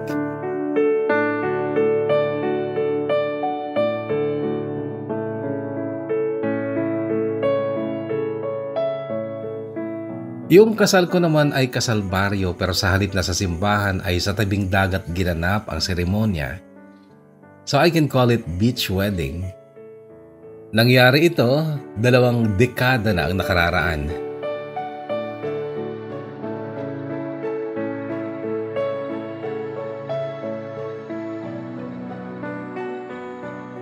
Nag-flight papunta dito sa Saudi Arabia si Fernan December 1999. November 1999, dumating ang mama niya galing ng Kuwait. Nag-away silang mag-ina sa harap ko dahil desidido talaga ang mama niya na huwag akong pakasalan. Hindi naman siya bastos, kahugot. Sa tingin ko, may paninindigan lang. Sinundo ako ni Fernan, hawak kamay daw kaming ipaglaban ang pagmamahalan namin kung talagang mahal ko siya. Sumama naman ako sa kanila sa Pangasinan. Liban sa mama ni Fernan ay naroon din ang ilang tito at tita niya kahit na hindi naman kailangan ng presensya nila. Pero masyadong halata na silang lahat laban sa aming dalawa ni Fernan. Ang unang salita ng mama ni Fernan noong maayos na kaming nakaupo sa salas nilang amoy pintura pa noon.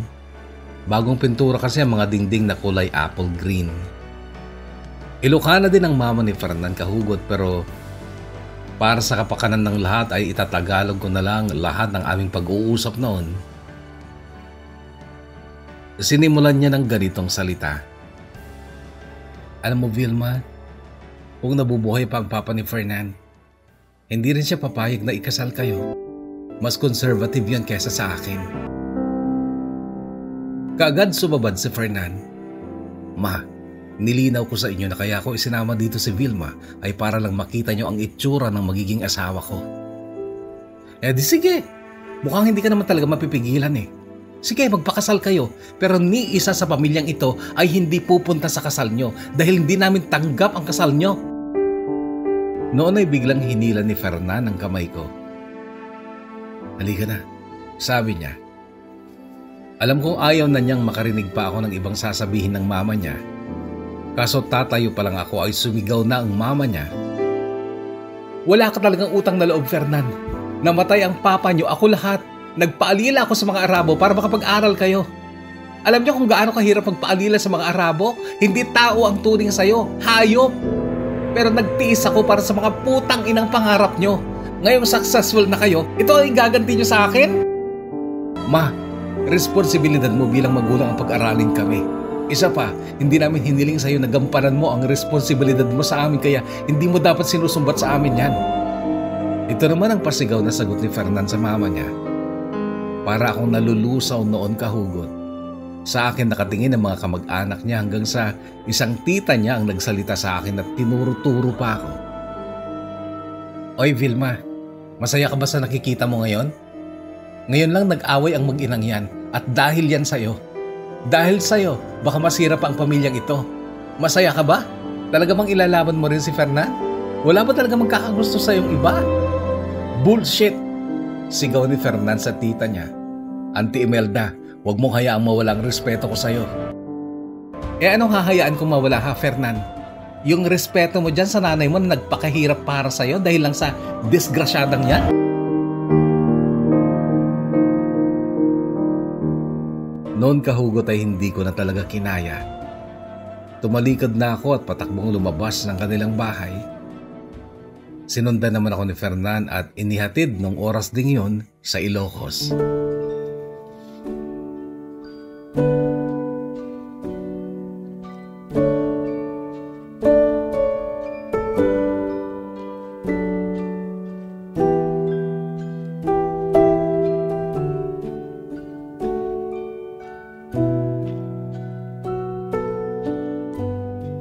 5 araw na nagstay si Fernan sa Ilocos bago siya nag-flight papunta dito sa Saudi Arabia. Pero hindi siya sa bahay namin tumira ng 5 araw kundi sa bahay ng lolo niya, uncle ng papa niya na may-ari ng lupang sinaka nila noon. Sa 5 araw na natitira bago siya nag-flight, wala siyang ginawa kundi burahin sa isipan ko lahat ng sakit at pang-iinsultong naranasan ko sa pamilya niya. At pilit niya akong binibigyan ng pag-asa na kahit kontra ang pamilya niya sa relasyon namin ay hindi dapat masira ang aming relasyon. Hindi dapat masira o maapektuhan ang pagmamahalan namin. 5 araw kami magkasama kahugot. Noon ko palang naipagkaloob kay Fernan ng katawan ko. Una sa isang hotel sa bayan, pangalawa at pangatlo sa isang magandang hotel sa Vigan, at pang-apat sa hotel sa Pasay City kung saan kami nagstay bago siya nag-flight. Habang papalapit noon ang pag-alis niya, kahit kinukontra at kinukontrol ko ang sarili ko, ay mas lalo akong napapamahal sa kanya na para bang hindi ko nakakayanin kapag napalayo siya sa akin. Ang kanyang pangako, pagkatapos ng 3 taon niyang kontrata dito sa Saudi ay uuwi siya at magpapakasal kami kahit na buong mundo pa ang kumontra. Gayunpaman ay nasabi rin ni Fernan na baka daw sakali pagkaraan ng 3 taon ay nagbago na ang damdamin ng mama niya. Baka by that time ay tanggap na rin niya kami at hindi na siya kokontra sa pagpapakasal namin ni Fernan. Yakap-yakap ako ni Fernan sa airport nung sambitin niya ang mga katagang ito. Honey, 3 taon lang. Magsakripisyo lang tayo ng konti at pagkatapos nun, magiging masaya na tayo. Kaya, honey, hintayin mo ako ha.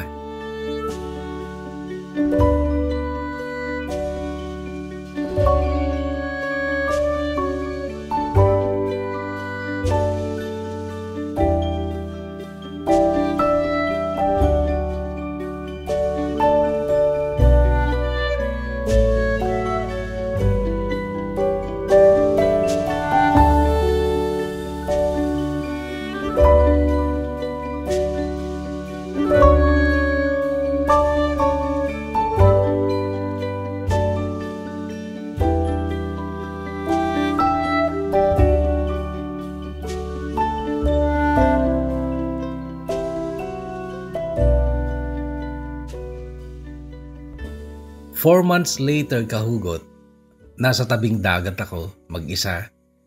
Nakatanaw sa karagatan at nag-iisip ng malalim. Gusto kong umalis ng Ilocos noon. Gusto kong lumayo dahil nalaman kong buntis ako. Naisip ko kasi kapag nanganak ako ng kamukha naman ni Fernan, baka ikahiya na ako ng mga magulang ko.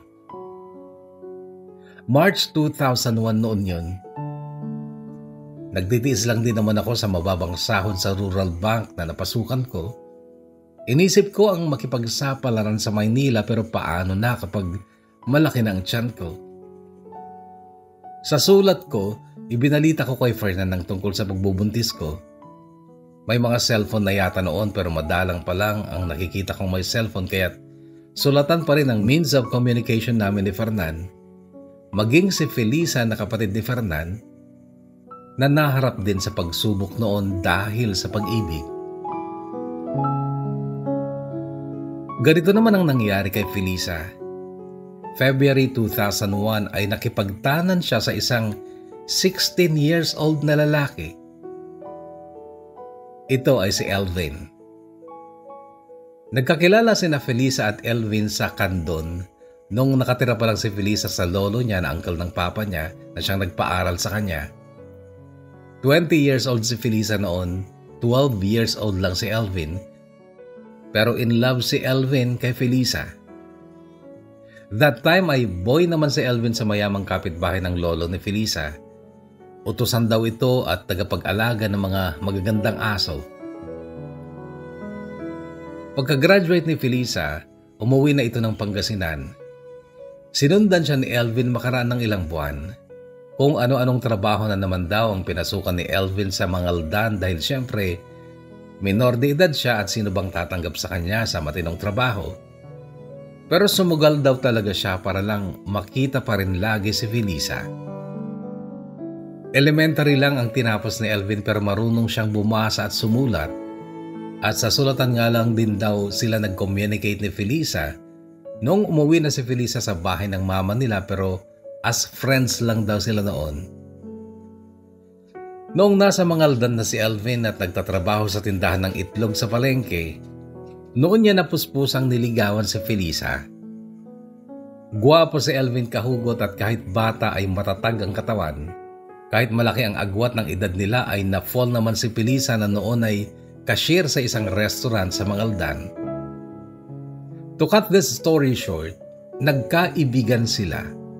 Nagkaibigan sina Felisa at Elvin against all odds. At naglakas loob din si Felisa na iharap si Elvin sa mama niya pero sinapit din niya ang diskriminasyon at panglalait na naranasan namin noon ni Fernan.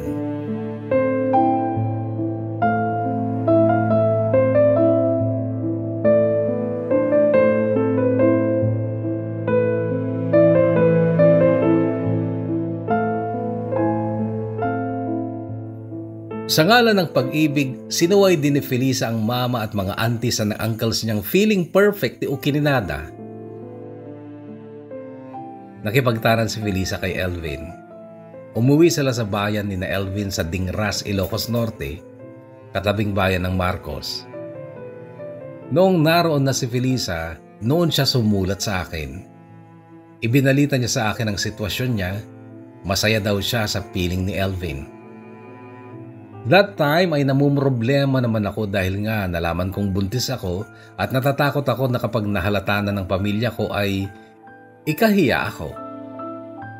Sinulatan ko si Felisa, tinanong ko kung pwede akong makitira muna sa kanila. Agad siyang sumulat din at sinabing pwedeng-pwede kung mapagtitiisan ko daw ang uri ng pamumuhay nila. Nakatira lang daw sila sa tabi ng bukid. Nakabukod na kasi sila ni Elvin noon. Nakatira sila sa isang maliit na bahay na mas malaki lang ng konti sa bahay kubo na nasa tabi ng bukid at Dingras Marcos Road. Nagpunta nga ako kahugot. Nagpaalam naman ako sa mga magulang ko pero itinaon kong wala sila nung umalis ako para hindi nila makita na maleta ang dala ko.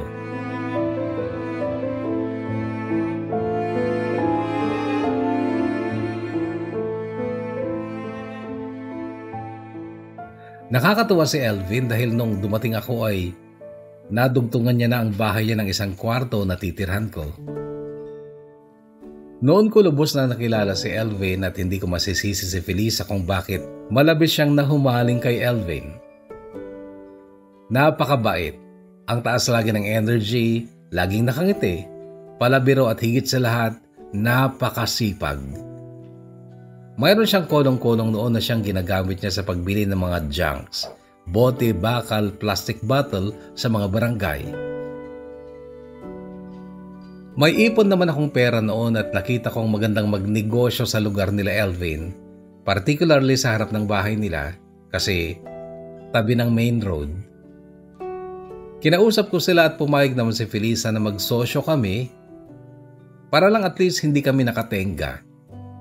Nagtayo muna kami ng sari-sari store/meriendahan nung una hanggang sa laging may nagtatanong kung nagsaserve kami ng meal kaya naisipan na rin namin magluto ng ulam. Napakahusay palang magluto si Felisa kaya talagang nag-boom ang aming karinderya. Nagustuhan din kasi ng mga tao yung setting ng aming kainan, tabi ng bukid.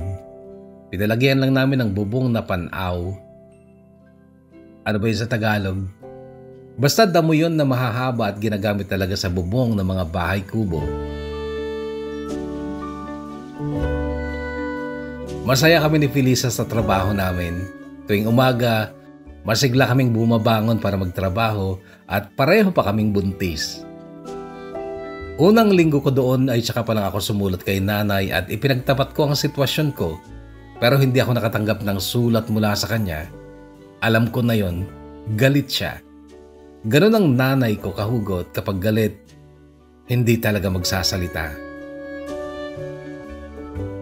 Alam kong natatanggap niya mga sulat ko maging yung mga pinapadala kong pera para sa anak kong si Jan na iniwan ko kasi sa kanila. Pero yung hindi pagsubalit ni nanay sa mga sulat ko ang nagdulot sa akin ng pagkabahala kaya nagpa siya akong umuwi saglit noon kahit na malaki ng tiyan ko. Kumausap si Alvin ng tao na may sariling kotse na aarkilahit namin sa pag-uwi ko sa Candon kasi itataon naming gabi ang pagdating ko doon para hindi ako makita ng mga kapitbahay. Pero bago yun, bandang 3:00 ng hapon ay may tumigil na kotse sa harap ng aming tindahan. Unang bumaba ang isang napakagandang babaeng puti, blue ang mata, blonde ang buhok kaya't mamamangha ka talaga dahil para itong diwata. Bumukas din ang pinto ng driver's seat at isang lalaking puti naman ang bumaba at halos mabitawan ko ang hawak kong sandok noong makilala ko ang lalaking yun. Si Taniel. Hindi ako nakakilos noon. Napatungangan na lang ako lalo na nung lumapit na sila sa mahabang mesa kung saan nakadisplay ang mga ulam naming paninda. Pareho silang nakangiti nung una. Sweet sila. Humawak pa nga ang babae sa braso ni Taniel at si Taniel nagitla, nagulat, lumaki ang mga mata nung matitigan niya ako. Oh my God, Vilma? Sambit niya. Vilma? Mas malakas pang sabi niya at kay liksin ang kilos niya sa pagpunta sa akin at niyakap ako. Hinagkan sa pisngi, niyakap ulit. Ada ka lang gayam dito'y. Namumula ang mga mata niya noon na parang paiyak na. Pero napatingin siya sa tiyan ko. Nag-asawa ka din sa Bali? Malungkot niyang tanong, nag-asawa na daw ba ako ng iba? Noon ay nasa tabi ko na si Felisa at siya ang humarap sa babaeng Amerikana. Ako naman parang nanlambot ang tuhod ko noon kaya't umupo ako sa isang upuan ng bakanting mesa. Sinundan ako ni Taniel. Hindi pa kami kasal? Mahinang sabi ko.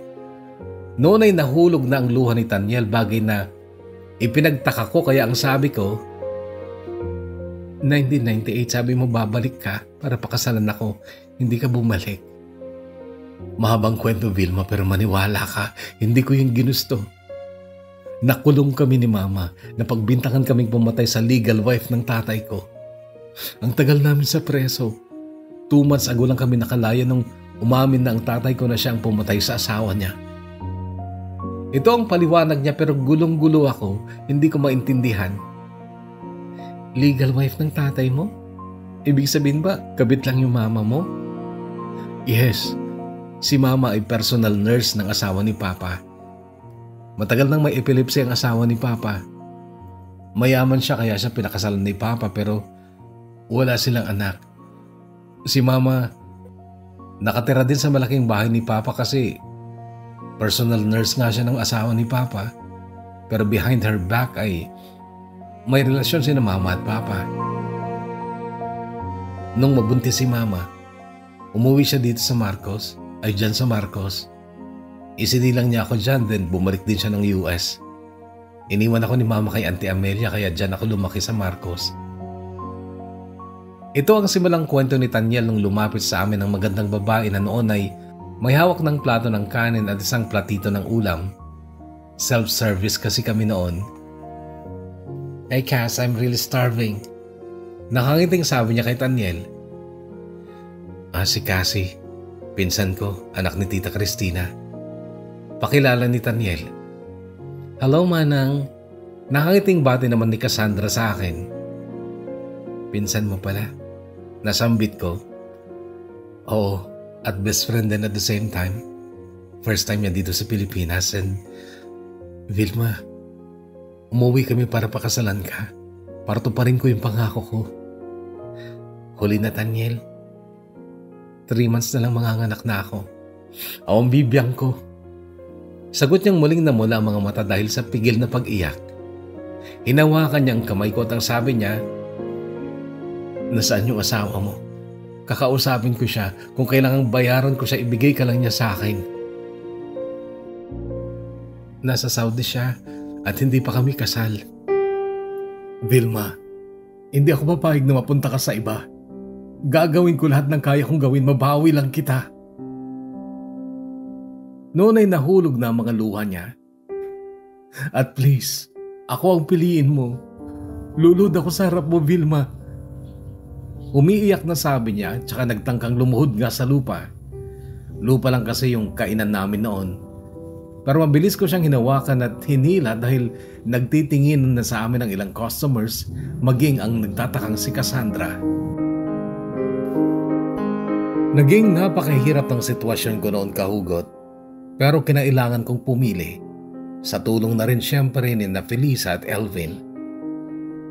Sabi ni Elvin sa salitang Ilocano pero itatagalog ko na lang, Manang, puso mo ang sundin mo kasi habang nagmamahal ka, kahit ano, kahit sino kaya mong salungatin. Si Felisa naman ay umiyak nung sabihin niyang, Ate, piliin mo na lang si Taniel. Nagtaka ako kung bakit si Taniel ang gusto niyang piliin ko at lalo akong nagtaka kung bakit siya umiyak. Hinawakan din niya ang kamay ni Elvin noong sabihin niyang, May sakit na si Mama. Nakokonsensya ako na tinalikuran namin siya ni Kuya. Ate Vilma, kung pipiliin mo si Taniel, makakabalik na si Kuya kay Mama. At Elvin, iniisip ko talaga na iwanan ka. Total, hindi pa naman tayo kasal. Sorry, nakokonsensya na talaga ako na pinabayan namin ng nanay namin. Manganganak na rin ako at parang naiintindihan ko na kung gaano kasakit para sa isang inang hindi siya piliin ng anak niya. Elvin, babalik ako sa mama ko. Patawarin mo ako. Hindi ko na talaga kaya ang pag-uusig ng konsensya ko.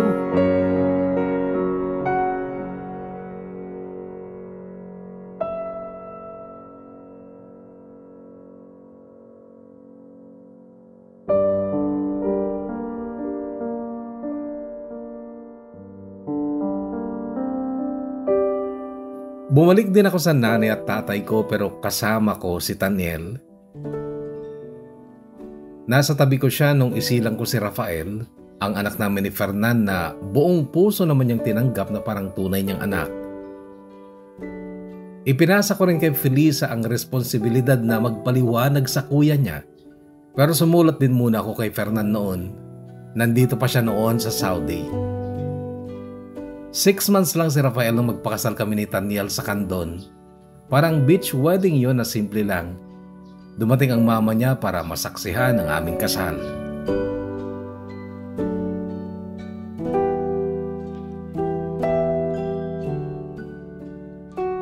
Saglit na umuwi si Taniel ng Amerika, pero pagbalik niya ay ibinalita niyang natanggap siya bilang English teacher dito sa KAU or King Abdulaziz University dito sa Jeddah. After 1 year, kinuha na rin niya ako dito. Dito na rin nabuo at nasilang ang 3 pa naming anak, sina Vita, Narvil at Yael. Umuwi kami dyan sa Pilipinas almost every Christmas.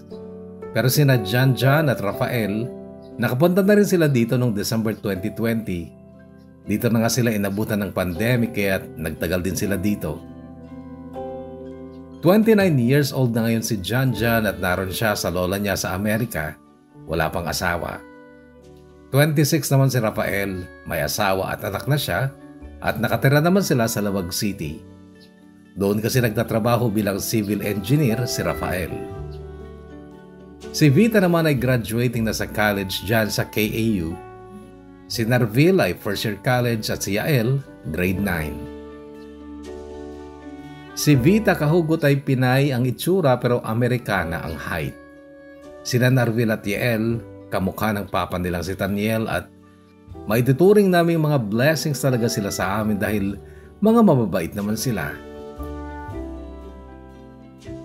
Si Damian, ang aking first crush noon, nakatuluyan niya si Ashley. Sa Maynila sila nakatira. Si Fernan naman nakapag-asawa ng local beauty queen na taga Pangasinan. Sina Elvin at Felisa ay 5 na rin ang anak at tinutulungan namin ang mga ito sa kanilang pag-aaral. Hindi rin nagawang iwanan ni Felisa si Alvin. Bago mamatay ang mama nila ay natanggap naman nito si Alvin.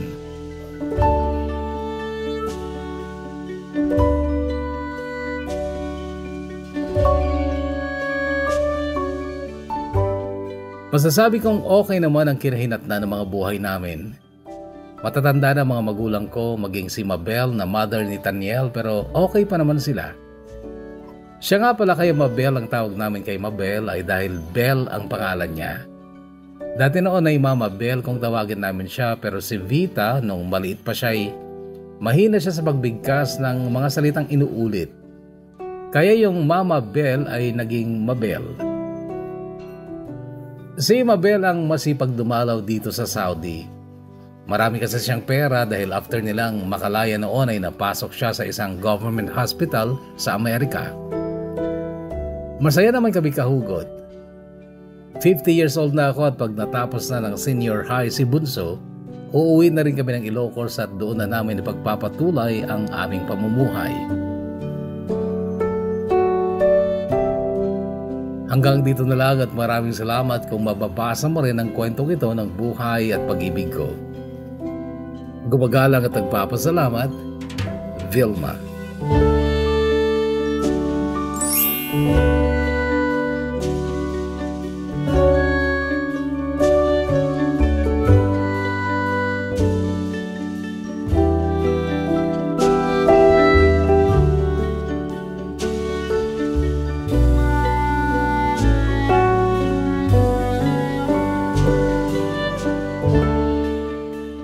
Narito ang pangalawang bahagi ng mga shoutout. Levelyn Flores of Hong Kong.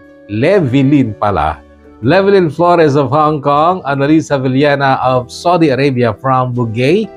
Novi Taginaya Bansing, Bayumbong, Nueva Vizcaya. Shoutout to you. Ganun din kay Anthony Arabe. Shoutout po sa family ko dyan sa Tumawini, lalo na sa mahal kong nanay na si Pedrita Rogel at sa ate ko na avid listener mo din, si Selfa Usto at sa ate Bel Telan ko dyan sa Catagaman Nuevo, Viejo pala, at sa bayaw ko na si Manuel Telan na lagi nakaabang sa iyo, avid listener mo din kuya, ang lakas ng radyo niya pag inumpisahan niya na ang makinig sa mga kwento mo. From Rayma Rogel, maraming salamat Rogel family. And pa-shoutout ko yung from listening here in South Korea. Binabati ko ang Rosqueta family from Gamu, from Jacqueline Rosqueta. Maraming salamat. Alfie 9658, shoutout to you Alfie 9658. Mark Anthony Talal of Cabagan Isabela, shoutout to you. And Rosie Severo of Hong Kong, shoutout to you. Ganun din kay Karen Joy De Jesus from Mark Sunday. Tama ba? Mark Sunday o Mark Sunday? Anyway, pa-shoutout po ang family Passion and Pueblo sa Solana, Cagayan Valley. Hello there, I miss you all from Tyrell Finn of Finland. Marjorie Ramos of Saudi Arabia from Kawayan City, Isabela. Shoutout to you. Jonel Zamora, shoutout to you. Ganun din, Bing Di Guzman. Welcome back, kahugot na Bing. Meron ka na bang part 2? Faye Damasco, grade 5 pa lang, nakikinig na daw sa atin. Sa radyo pa lang na. Maraming salamat, Faye Damasco.